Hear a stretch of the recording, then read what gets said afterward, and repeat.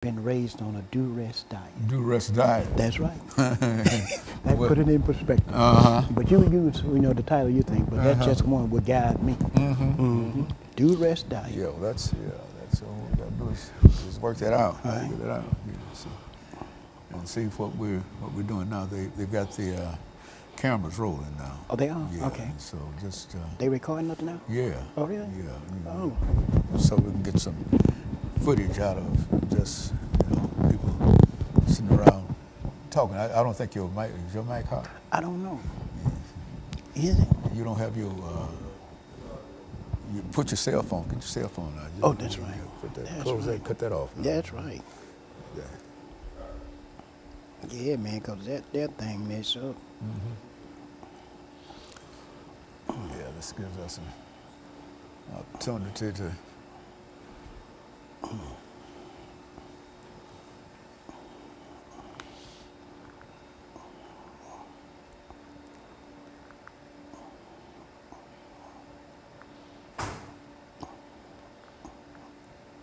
Okay.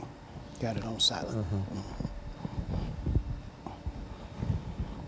Okay, so what we're going to do, as I said before, we're going to call this fear, distress, and duress. Fear, distress, and duress. Yeah, and so you can carry that through, huh? I can carry it through on fear. Huh? On fear. Well, I mean, all of that's connected. That's you know, right. And so you. What I want you to do is to. First of all, we're going to do that 6 minutes, background, That's education, right. experience, and we're going to do that. That's right. And then we're going to talk about, during that next 8 minutes, we should do some information in reference to fear. That will be the beginning of that. And you got all those kind of personal experiences that you're going to talk about. Yes, I do. And you want to take off your microphone, too. Okay. You come here all laden down with all kinds of. You travel in transit, man. You have to protect yourself. And there was something else I wanted to mention. The in the area, Dr. Haney, of the fear and growing up on a diet of fear. I think about how my mother was suffering from malnutrition when she was pregnant with me. There are things that you can tell when. Is it my mic hot? Yeah. It is? Okay. Hey, Doctor, and he gonna take over for me. Okay. You already met Mark. Yeah, I met him this morning. Hey, Mark, how you doing? Nice to meet you. Fine, you too. Thank you. You just stand over there and you just show them the kids. Told him how pampered I am. Today, Yeah. Okay. Dr. Appreciate you. Good. Okay. So Miss Brown is not coming today, huh? Hi, Mark, man. Good night. I appreciate it. Good looking morning, Mark. So Miss Brown is not coming today, huh? No, not today. Okay. And so, are we ready now? Yeah, we should be good. Yeah. Okay. Well, I tell you, why don't you see if we can get seated here? Okay. And I think the chairs won't move by themselves now. Okay. They're not on wheels. Okay. Okay. And I'm going to swing up into mine, and we're going to get started. Is that right? Is that all right? Jason, you ready, sir?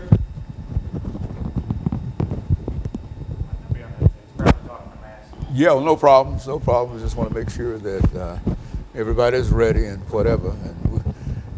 And as soon as we get through with this show, we can get to the last show. And that's what I work toward. Every time I come, I work toward the last show. That's your goal. Every Is time. this the last one, Dr. Haney? No, this is not the last one. Okay. This is the one before the last The one. last one, okay. Yeah. So this is, Dr. Haney, I've lost about 20 pounds. I can tell. I can tell. Feel much better. And so how you were able to get over some of the illnesses? Oh yeah, some of the hernia repair, the leg is healing up, and I have more evidence to show that I may be able to get my father's military fund that he never used in the hospital. He suffered from high cholera and high stuff like that. Okay, good. So we'll be able to do that as soon as. Is he ready? Okay, good. Let me swing up in here. Now, is my mic hot? Yeah. It is, okay. I got it here.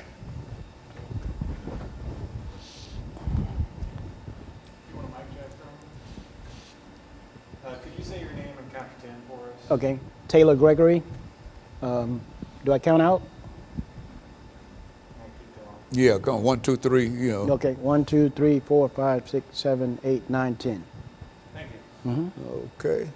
Now, what I'd like for you to do is to this is 30 minutes. Okay. First, we've got 6 minutes, and then we'll take that break. Yeah, I was in there. 8. Okay, good. And so you okay? Just make sure I'm aware of the time. You see, I think we've got it up here somewhere. Yeah. But oftentimes, what I need to do, I need some signals. You know, when we get to a minute or 2 minutes, or et cetera, do that for me, okay? And as I often tell people, I'm the only person that can mess this up now. See, and that's why I can jump in front of you. no, that's about the only way you can mess it up. Yeah, we've got it. So we're going to call this fear, distress, and duress. Is that what you wanted? Was that the title that you would like? Yes, Did you mainly, like? yeah, mainly the duress. You know, yeah, all of Fear, that. fear, distress, and duress. Okay, I like and so that first 6 minutes will be background, education, experience. Yes. That's you, and then after that is done, then we're going to go into that second segment. Okay. After this 2-minute break, and then we'll do that 10-minute segment. And in the area of the distress, you have to help me out there. I'm not sure. No, you know, just talk about what you want to talk about. Okay. You know, I don't want to be guiding you or whatever. Okay. I don't think you said that you wanted to talk about fear. Yes. And I thought we'd throw some other things in order Yeah. to make it sound much more interesting. I But if got you you. talk about fear for 30 minutes, it's Yes. all right with me. But Okay. Just want to make sure that we're doing everything. We're getting a lot of good camera shots. Yes. But, Okay.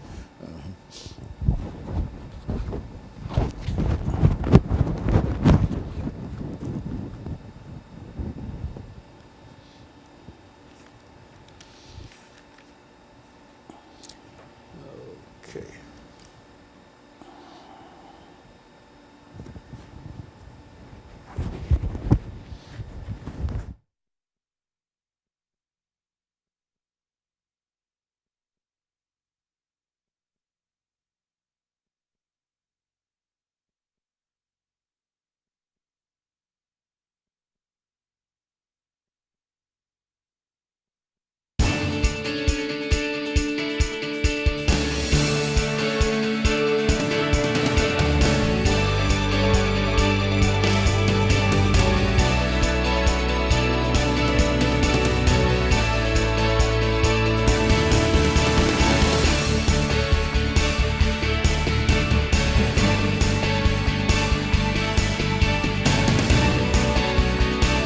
Hey, to Taylor first. Thank you and welcome to the show this morning. The topic this morning is fear. And we have with us to talk about fear this morning, Gregory Taylor. Gregory Taylor has been with us on a number of occasions, and I don't think that he's a stranger to many members of our audience. And so let me welcome you, Brother Taylor, to the show this morning and tell you how delighted we are to have you, and to also let you know that some of the things that you've talked about earlier on this show, Yes. People have been very, very complimentary Thank in you. terms of some of the things that you've said. And that's what I'd like to do today. I'd like to talk about a very, very important topic that you said that you wanted to talk about in a Yes. real sense, and that is fear. Yes. And so let's start off by first giving us some information in reference to your background, Yes. your education, and some of your experiences. And then during that second segment, we'll have an opportunity to start with fear, distress, duress, all those negative kind of things that help to lead people into wrong direction. So let's Yes. start off from that perspective. Okay. Well, I'm a native of Tuscaloosa, Alabama, and my name is Taylor Gregory. Last time I used Gregory Taylor, and that's a representation of a lot of the fears that I have grown up with.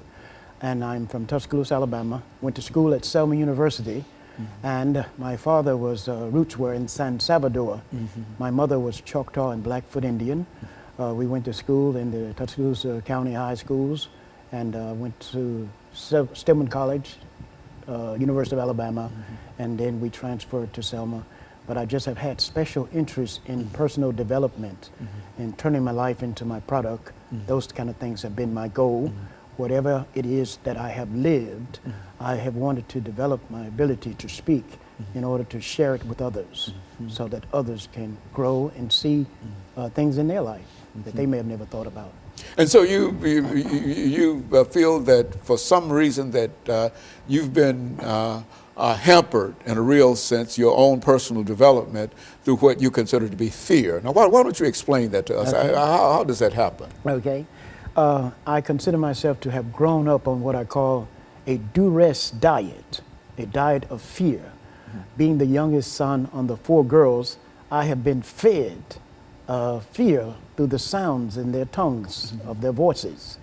And it has taught me how to make distinctions between their sounds. Their words can be appropriate and their sounds can insult you. And being the youngest son on the 4 girls, it got my attention when I was young how my mother would speak differently when she spoke to a Caucasian male, and she spoke differently and she spoke to my father and I. So I began to inquire to Caucasian males as well as females what was the reason for the difference, that type of thing, you know. And I never forget in the law library at Georgia State University when I first discovered the word duress. It means you raise a child with a threatening fear. And so I've been fed that, and it's been to the degree that I have not known how to know what it was not, you know, because it has just been on me so long. And then there was a sister who shared with me once. She said, Gregory, she said, if people sense that you're fearful, they will turn it on you. I said, well, y'all kept the fear button on me all the time. I never knew how to not know fear. Exactly. So I have a wonder if it's a mystery to me. I'm curious about it and things of that nature. But most importantly, through sound, my uncle told me that my my mother fussed a lot when she was pregnant with me. She also did some, she said she was suffering from malnutrition. So all of these things affect a woman when she's pregnant. Even after she's pregnant, she carries memories of having been hungry if she was pregnant. It echoes in the prints of her voice and these type of things. So these are some of my experiences in that area. And so in a real sense, you think that you're really living a life that has already been laid out for you in terms of your earlier experiences, even in the womb. Yes. In a real sense, I think that that's what you essentially what you're saying. Is that what Exactly, Dr. Haney. And I borrowed the quote here of Sir Winston Churchill. And he said that the further one can go back, the further forward you can see. And that is very true in how our young people today. And I tell you what we'll do. We're going to take this first commercial break, and then Okay. we're going to come back and pick up at that point. Okay. And we'll be back with our audience following this very, very short commercial break.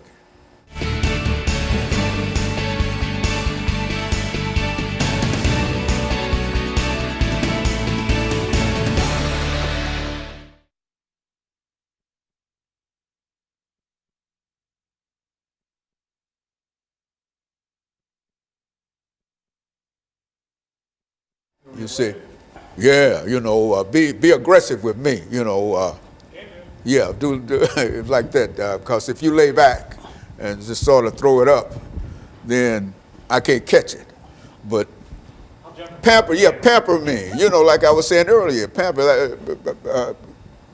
Okay, no problems. Okay, very good. So we've got, this is our second segment, and we've got 8 minutes in this segment. And so we're going to start off the same way, and I'm going to introduce you. And you said Gregory. Taylor Gregory. Taylor Gregory. Yes. Now. And I'll explain that. Can you explain Yes. that to you? Would you Yes. like to explain that now Yes. to us? Because, Yes. I mean, that's an odd thing to me. Yes. Because I thought, and after knowing you for so long, Yes. I thought you were Greg Taylor. That's in Alabama. And well, you don't mind explaining Not that? at all. Yeah, because Okay. Are we ready? Okay. Okay. Okay. Yeah, because and It so is true. It is Greg Taylor, but it's a reason for that, and I'll explain. It's yeah, all well, connected. yeah, because Okay. you know it got me kind of confused. I thought you were Greg Taylor and you're Taylor Gregory. I am Gregory Taylor in Alabama, but in Tennessee, I'm Taylor Gregory. Okay, well, you're gonna have to explain it because you've been with us on so many occasions, That's you know, right, and that's so right. so I've thought of you've been Gregory Taylor. Okay. Okay. It's the same. Okay. Can I be Gregory? Can you be Gregory Taylor here now? Or Yes, what? yes, Okay, and then yes. you explain it Okay. right to me, because that's sort of.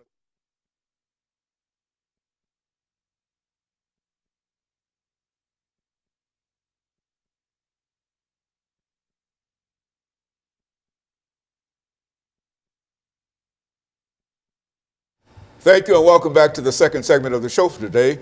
The topic is fear, and we have with us to talk about fear, Gregory Taylor. And I think that Mr. Taylor has been Gregory Taylor with us each time that we've had this show, but now I think he has some additional information to add, which might constitute part of the title of this chapter today, something that has to do with fear. Is that Yes. Right, Gregory? That's exactly Well, right. why don't you talk Okay. from that perspective? Sure. And Dr. Haney, the reason I've started to use the name Taylor Gregory, Gregory Taylor in Alabama and in my family, they learned to use sounds. They hardly ever pronounce the name Gregory correct. They used the second G was always sounded like a K. Greg, Greg, Greg, Greg. And all of this was designed to strike fear or to control you, this type of thing. And so after studying it and hearing these different sounds in their voice, it taught me to learn to interpret their sounds, forced me to try to learn to outthink them, these type of things like that, or to think ahead. And so when I say Taylor Gregory, it's a different spin on it. I'm leaving the Gregory, sort of putting it last to explain it later. But it's also connected to this subject today, having grown up on a diet of duress, a duress diet. And it's like all of the sounds that you've heard of your life coming from the women in my family, it has taught me how to make the distinction in the sounds of voice. And the Bible tells you in 1 Corinthians 14, chapter 6, 7 and 8 verse, that things that are dead can give sound. But how can you make a distinction between the sounds? Also, in customer service in America today, and I have to be honest here, I'm not comfortable in getting an African-American woman in customer service. Because when you get them, you hear their interpersonal communication skills at home, or because you are a person of color, you have to deal with their sounds. And I respond to sound, not words. And to get my mother's attention, when I discovered the word duress, I sued her and charged her with duress, but the purpose of it was, this was the only way that I was able to get her attention. And I had heard her come home from court, and her girls would discuss how she had manipulated the judge and different things of that nature. So today, one of the delights of my life today is to hear the voice of the new Attorney General. Her voice is so clear. To me, it has put all the other American African women voices on trial because there's so much manipulation in the voice.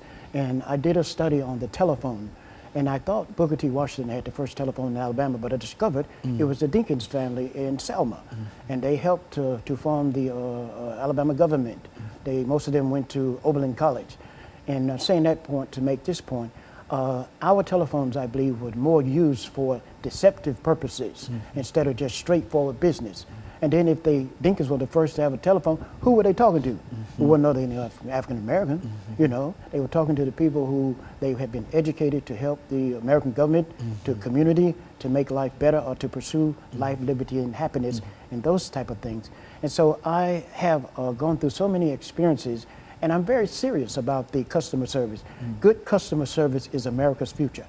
And it was the CEO of Coca-Cola, I think it's the CEO Roberto Gazetta, who said that good customer service is America's future, and we must do everything as if America's future depend on it, because it really does, and God's in the detail. And I can't ever say this anymore. I have a sister here who's in the apartment business for 30-something years, and she recently met the lady who's apartment manager where I live. I saw something in both of them that caused me to take her off of my emergency contact list. In the emergency room, my medical doctor, as well as my hospital. And so all of these things that's going on there, their voices can be both causing and accusing. They ask and answer. And two Caucasian females shared with me that some American African women, they speak with a double negative and a false resonance. And see, Now, what do you mean when they say they speak with a double negative and a false resonance? I have the layman terms that I use for that, that they explain and complain in the same voice. Yeah, and it creates problems in customer service, or they get to the phone, they say something like, this is your second or third call. If they had been talking right from the first time, you wouldn't have had to call back. You know, it's just a game, and it's something that has been going on, and it's a reflection. But the Attorney General's voice, the U.S. Attorney General, never have there been an American African woman in that position who have that kind of authority and the time to think about what she say. And I see it because her voice is just a blessing to me to hear, but it has put the other American African women voices on trial over all the things that they have done over the years to manipulate, to control the men, and to achieve different things that they've done. It's all on trial. And I'm anticipating by this time next year, maybe sooner, the American African woman will be the most depressed person in America because she has got to deal with all the ways that she's learned to use her voice, and the mothers even teach them. And on February the 10th, after the Ferguson verdict went down, I contacted Social Security and told them to scratch my African ancestry. I'm just going with the Choctaw and the Blackfoot. And I'm serious because I understand the emotions of the 60s. There was a nun, 90-something-year-old nun here, who confirmed for me that the emotions of the 60s have turned into a virus, and it is affecting people's ability to explain what it is that is affecting them. Some have what I call, they're living and alive, and they are actually afraid to be. And it may even consider them sort of being suicidal or something of that nature. But it is imperative, you know, that these things be brought attention to. I took a conflict resolution class at Vanderbilt. Dr. Tom, I think he's pastor of the West End Church. He talked about battle messages and learned conversations. And living in the MDH housing as I do, I can't see why they don't start teaching requiring conflict resolution classes, and even have in the buildings where you can use your headphones to not disturb people, because there are 50 million people in America suffering from hearing loss, and a lot of people do not want that to be known. And it's creating unnecessary problem, calling the police out for providing noise. You know, it's just, to me, a waste of resources that could be used in other places. And so you believe all of this has to do with customer service? Based on, and it's a fear that... Well, based on what the late CEO of Coca-Cola said, Roberto Gazzetta, and I heard Jim Blanchard of Synovia Corporation say this is a corporation where it was named 3 times straight in America to work. Jim Blanchard said that a lot of American corporations have lost the ability to appreciate. And at Selma University, that is what we was drilled in us, to find people who would appreciate us. And one of the things I appreciate about the CEO, T.B. Boyd, of the customers of the Boyd Publishing, I had a chance to speak to him one day, and at the end of the conversation, he said, "I appreciate you." You know, that goes along. Okay, and of course, Taylor, Yes. what we'll do is take this second commercial break, and then we'll come back, and we'll be back with our audience following this very, very short commercial break.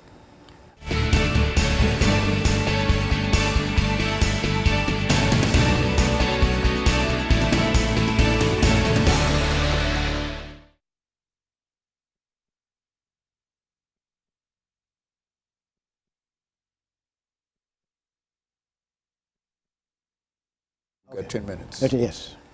Okay. Okay. And so I'm going to start again now. Now, are you still Gregory Taylor or Taylor Gregory? Either one, Dr. Haney. No, I can. Well, I'm just using Taylor. I'm using Taylor Gregory but you can use. It's a pseudonym. Is that what you said? No. Actually, what it is, people who, you pronounce Gregory very well, but there are people who do not pronounce Gregory very well, and it tells me what's thinking and going on in their head. If you don't pronounce Gregory well, it tells me how confused you are in your head.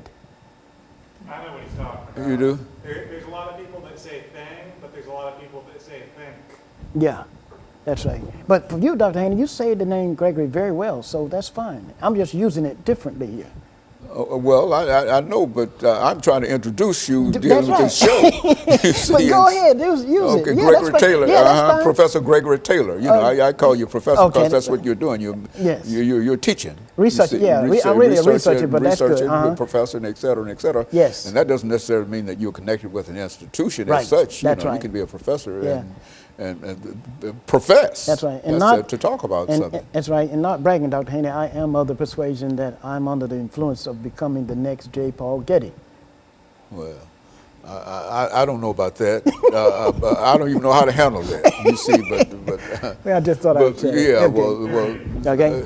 30 seconds? Okay. Okay, so we got 10 minutes. And so Okay. I'm going to introduce the topic Yes. again Yes. and then talk about fear Yes. and the rest. Yes. Yes. And to allow.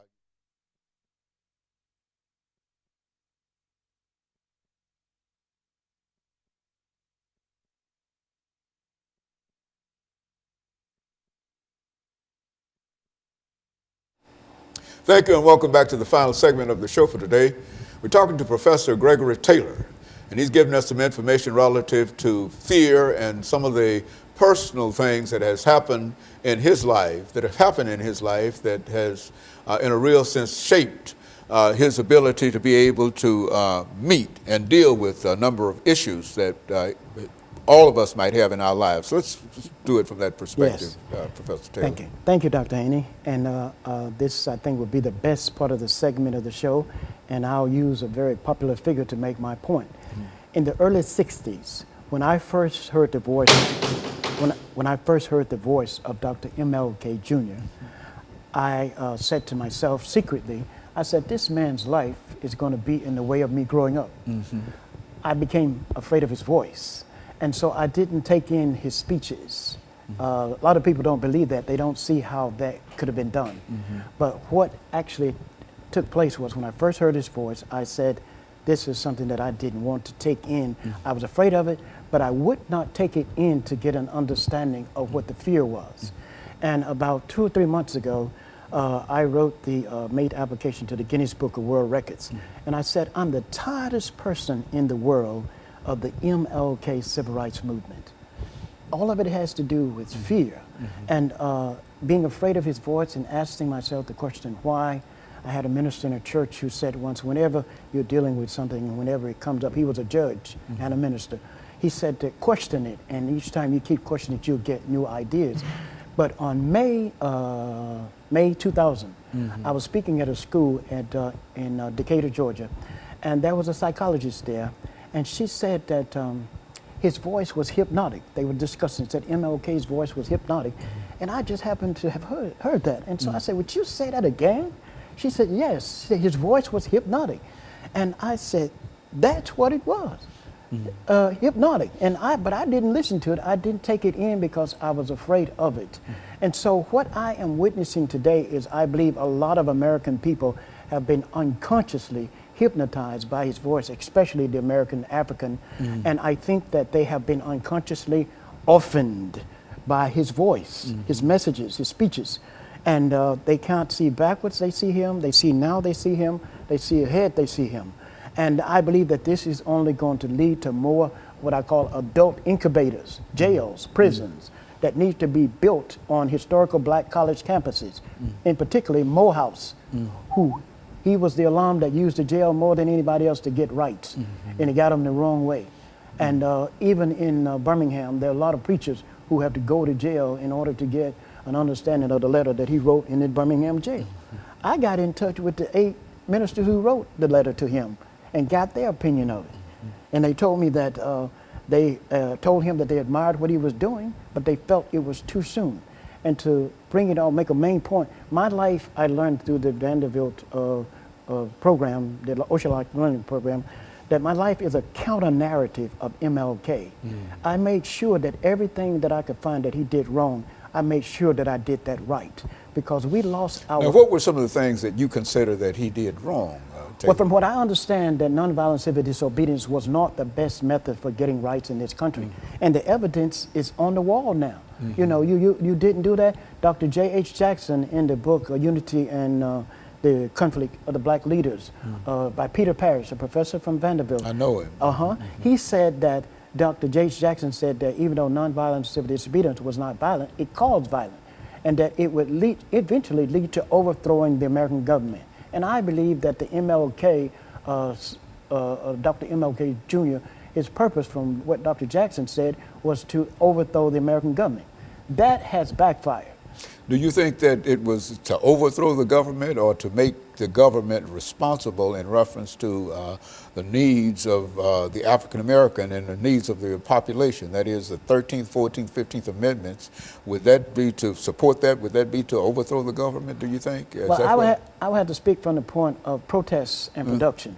If they had went the route of protests production, I believe, and if they had gotten May 17th as our first national education holiday, which should have been done, a lot of people don't know that. The MLK holiday should not be our first national holiday. And personally, I believe that they should move the monument in Washington to Atlanta, because I believe it's deceiving the American people. They have been unconsciously hypnotized by his speeches or his DREAM overthrow. There's more jail cells in our young people's mind than brain cells as a result of the 60s after 50 years. And one leading minister here, been in the pulpit about 50-some years, said that in Washington, D.C., when they celebrated the March on Washington, that they were making their own speeches and singing their own songs. And I couldn't believe he said that. No, well, I can't believe that you're saying some of the things that you're saying here, too, in reference to that. And so is it your contention that the civil rights movement should not have occurred? What would you have believed should have happened had there been no civil rights movement, no fight for the 13th, 14th, and 15th Amendments to the Constitution? Well, that is an excellent question. Dr. Haney, I grew up in a multicultural community, Tuscaloosa, on a street where there were Choctaw Indians, Koreans, even one of my little playmates, Johnny Sexton, father was Ku Klux. And we understood and interacted there. My pastor was preaching in white churches, and we had a white minister by the name of Dr. H.O. Hester was coming to preach at our church. And when my pastor and father died, Dr. Hester became like a father to me. So my father was on an integrated machine gun crew. His roots were in the islands. I've been multicultural through and through. So I interact with all the races. But the other point in my family was my sister was impounded on a bus where two nuns wouldn't give up their seat. The bus was taken to the sheriff lot, and my father had to leave a shift job at Ryco Chemical to go say she was on her way to Stillman College. And I was just in the 3rd grade. But I witnessed, Dr. Haney, how that very thing led to us stopping discussion and start fussing because they had learned to protest. First African Baptist Church in Tuscaloosa, that was what you call the Freedom Choir was going. A lot of people left the churches and went to First African to become a part of the Freedom Choir. All of this, I was just young, but I was remembering because it led to something that I didn't understand. And this this past March 8th, when they were celebrating March in Washington, it came to me that our interpersonal communication skills were affected by the emotion from the 60s. And in the Selma University Chronicle, Dr. L. Wilkins wrote that when the Civil Rights Movement left Selma, it left a schism, a lack of spiritualness, a moral decay, and affected the families, the schools, and the churches. Schism, lack of spiritualness, and a moral decay, and it took the kids a whole year to learn how to concentrate in class again. Now you take that and put it over into Ferguson, and what you get, a lot of the kids in Ferguson missed their lunches at school that its situation happened out there. So they have not examined the 60s, even also in the book Black in Selma. If you read pages 147 to 203, you'll get the history of that movie. There were civil rights activists in Selma who went into the homes of black men and humiliated them in front of their family because they did not want to use that route. I was trespassed from Selma University when the people on the board were civil rights activists, and they punished us for our educators who didn't embrace the movement. So it's so much in this area, and it's all connected to fear. And Dr. Jackson pointed that out, to coercion, to fear, a lot of the things that they were using. And for me personally, I just got it. Liberty and justice for all, it didn't reach me. And I don't have no good feelings or anything. I don't listen to the speeches of MLK. I don't celebrate his holiday. And some things that have just recently happened here with my sister, who is the one that was closest to me. And when I saw how her and the manager of where I live met, and they are very connected to the police here, I reported her to the FBI. And right now I'm studying because I want to know more about what really happened between J. Edgar Hoover and MLK. Now, what do you think happened between? I don't know, but I do know this. His emotions, MLK's emotions, and his widow said this on the Tavis Smiley show, that that he was too emotional, and that he was too emotional. And there's a lady in Atlanta who was listening to his speeches when she was pregnant with her son. Her mother told her not to, and she did anyway. And her mother told her that his voice was scary, and there was DEATH in his voice. And in the book, How to Kill a Black Man by Louis E. Lomax, he explained how you saturating with the American dream, then deny him that, and he will violate his own ethical code and duplicate the like of Malcolm X and MLK. And so that's what it is. And see, I've steered clear from all of that. And right now, Dr. Haney, I'm actually afraid of the emotions of a lot of American African people because I don't have them. And we lost our property, most importantly, in Alabama. Very good. And of course, we're going to have to end this for today. Okay. And let me encourage our audience to tune in again next week for another informative edition of Comments. Thank you and good morning.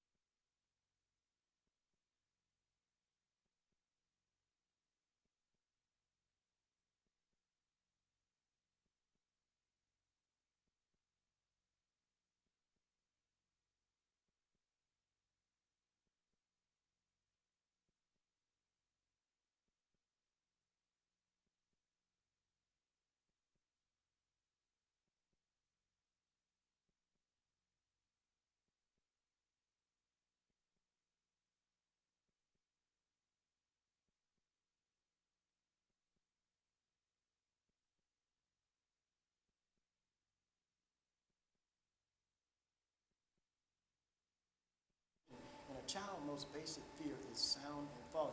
Even your own children, grandchildren, they need to hear to get melody. Don't deny them that. So you got to pray about it because you have grandchildren. Yeah, I've got 2 grandchildren.